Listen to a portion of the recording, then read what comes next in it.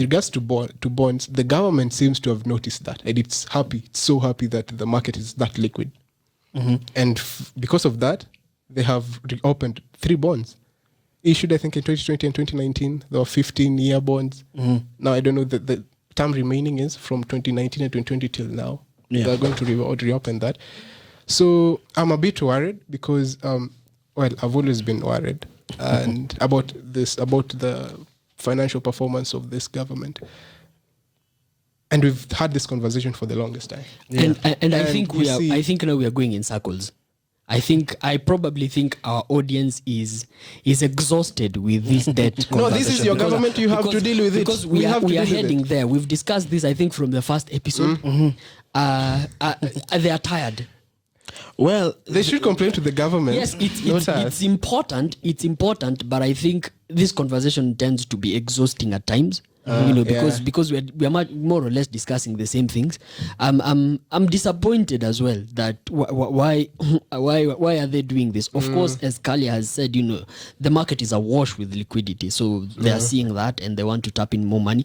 And my biggest problem is the fact that we are borrowing locally to repay external debt, which is mad. the exchange market. Like if there are levels of insanity. We are right up there in terms of the insanity index. But what is it that at this point, what can they do? Actually, there's no option. Well, you see, there's no option. We are in a very precarious situation because we have twin debt. We are in a twin deficit position. Your balances of payment are in a deficit position. Your budget is also experiencing a deficit on your budget. So you have a very big gap that you have to fill, and the only way you can fill it is through debt. And probably that's one of the reasons why the shilling is taking a hit. That is We've actually hit 110. That is the reason. As I said in the previous episode, looking at some Bloomberg report, probably in the next 7 months we are expected to hit 117 because we are heading to the elections. I think the fact that we are repaying, most of our external debts is actually maturing at the moment, and you find that most of for those contracts and agreements of those debts, they're actually being transacted in dollars. So that's why you find that the Kenya shilling is really taking a hit. There's a lot of outflow of foreign. Absolutely.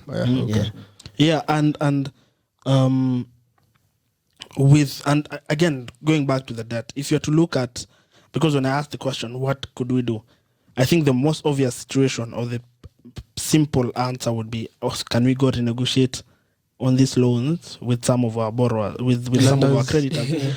But now that is made difficult by, as we looked last week, we mentioned the portfolio of our external debt. We saw that commercial. The Euro bonds actually to make it even easier, taking a bigger to make it even easier, if you look at particular players, China, we are, I think, at around 69-70% of our external debt. We've borrowed from China. Now you cannot negotiate with China. You could easily negotiate with the Paris Club. Right, we saw last year when the pandemic, was at the peak. We saw the Paris Club actually they gave us moratorium. Right, they extended us time.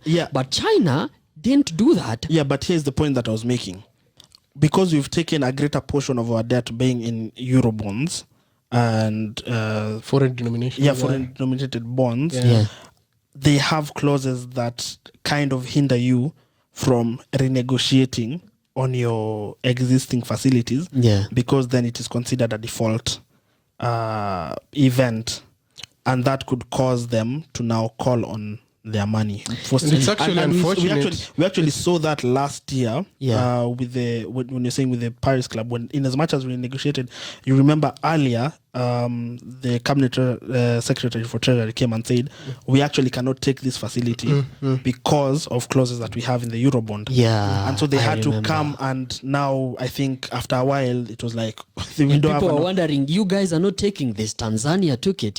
Like why? And he came and said, okay, because with the I don't know, with the Eurobond clauses, if we do that, then that is considered defaulting on another facility, and so the market will punish us by probably calling the bond.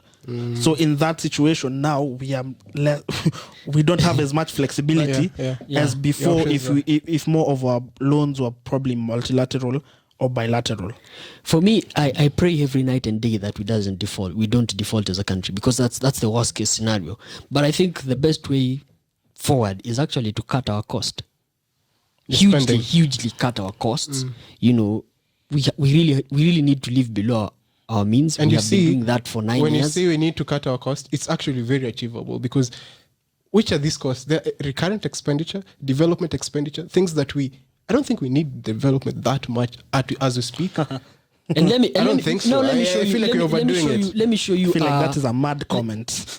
Let me. Not as much as not as to the level we we're will doing see it. the insanity index on that. but there's something that I'd like to point out to our viewers. There's a certain cycle. All right, the government, we've had these times without number. They're saying that government expenditure is very important. It's pushing the government. It's pushing the economy. Yeah. We talked about how the Nairobi Expressway uses 9,000 bags of cement every day. You see, such kind of expenditure by the government And it's true. is pushing. It's true. Right? So there's that angle where Treasury says that if we stop government spending, the economy is gonna contract, things are gonna be bad, people are gonna lose jobs, unemployment is gonna be high, and the excesses that come with it is gonna be bad. Crime, prostitution, and the other things that come with that. So they are trying to avoid that by maintaining the government expenditure or increasing it year on year. Okay. Now you find that the problem occurs. We don't have the money to finance this government expenditure. So what happens is we borrow. Now we borrow to sustain this government expenditure. Then how are we repaying this debt that we've borrowed to support the government expenditure? We tax people even more. All right? We increase VAT, excise duties, blah, blah, blah. We increase them.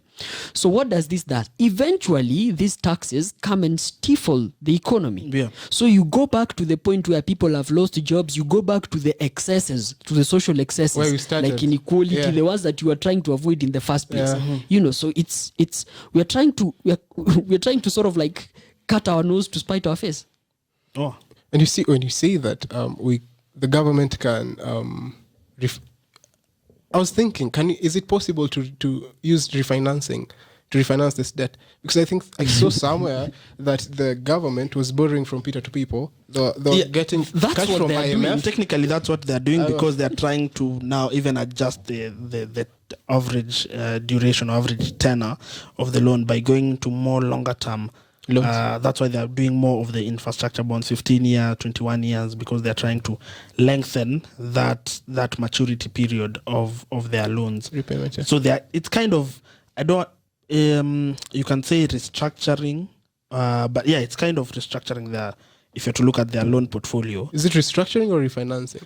A bit of both, because basically these bonds are usually they've taken bonds to pay bonds. So if you do that, essentially it's refinancing. Yeah. Although now I believe you're not supposed to do that. We're not supposed to take a loan to pay a loan. No, it's actually it's not advisable. We've seen the controller of budget actually advise against that. Do Kenyans actually know that in the Treasury we have an office of a debt management office? I was surprised. We have a whole debt management office, and we are in this position. Like what has been going on.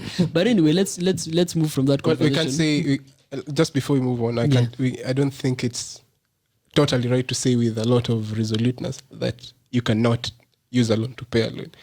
You can use a loan with a lower cost of finance, interest rate to pay a higher.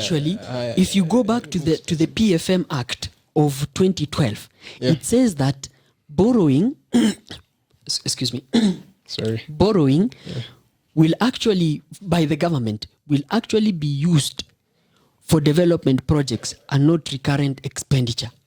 No, that makes sense. Now, if it doesn't, if it's setting aside recurrent expenditure, what about repayment of debt, Chief?